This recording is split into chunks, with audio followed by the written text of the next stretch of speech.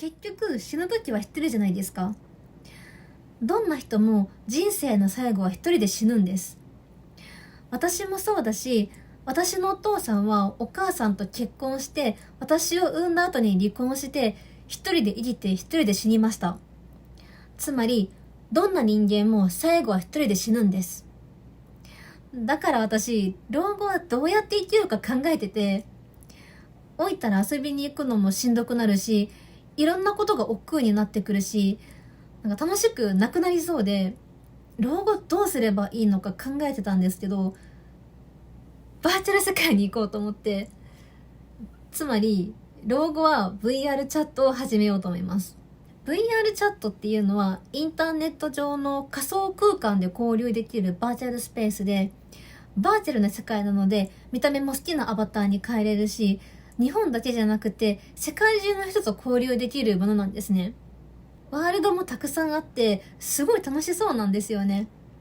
それがあれば老人になって体が疲れやすくなってもお家でパソコンでいろんな人と交流できるし、でそもそも今ってそういうバーチャルな技術とか AI とか技術の進化スピードがものすごく速いので、私たちが老人になる頃にはもう老若男女を楽しめるものがたくさん開発されてると思うんですね。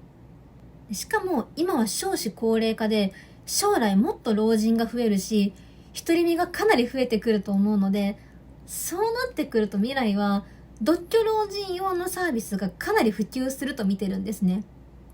もしかしたらもう未来は人間と話さずに AI がメインの交流対象になっているかもしれないし、 AI とかバーチャル系のものが今よりもっと生活に密着していると思います。本当にかなり私は未来は明るいんじゃないかと思っています。私はすごく人といるのが苦手でずっと一人で生きてるんですけど、私みたいな人の肩身が狭くならない未来が来ると思います。私みたいな人って世界に多いと思ってて、人といるのが苦手って人は多いと思うし、その結果アニメとかゲームとか今こんなに流行ってたり、二次元の推しと結婚する人も増えてるし、10年前まではこういうオタク文化って虐げられていたのに、今この令和の時代になってこんなに普通のものとして世界に普及していて、さらにお一人様用のご飯屋さんのスペースとか一人行動することが当たり前になってるじゃないですか。世界がどんどん一人に対して寛容になってるんですよね。ということはそれって一人の人が増えているからじゃないですか。まあインターネットとか見てると一人だと老後困るぞとか言ってる人いるんですけど、私はあれ違うと思います。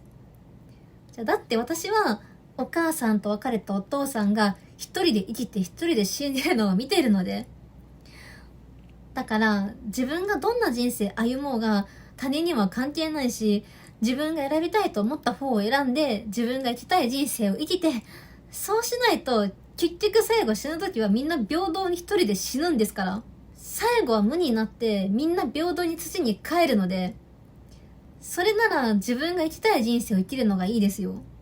孤独については私は人間誰しも全員孤独だと思っていて、結婚しても家族がいても孤独だから不倫するんだろうし離婚するんだろうし、誰でもよかったって言って人を無差別に殺す殺人犯も自殺してしまう人もみんな孤独なんだろうなって思うんですよ。でも自分が孤独を感じてるのと同じように世界中の人々も同じ孤独に苛まれてると思うと、それって孤独じゃなくなるんですよね。つまり何が言いたいかっていうと、宇宙からしてみたら人間は全て同じ物質でできたものなので、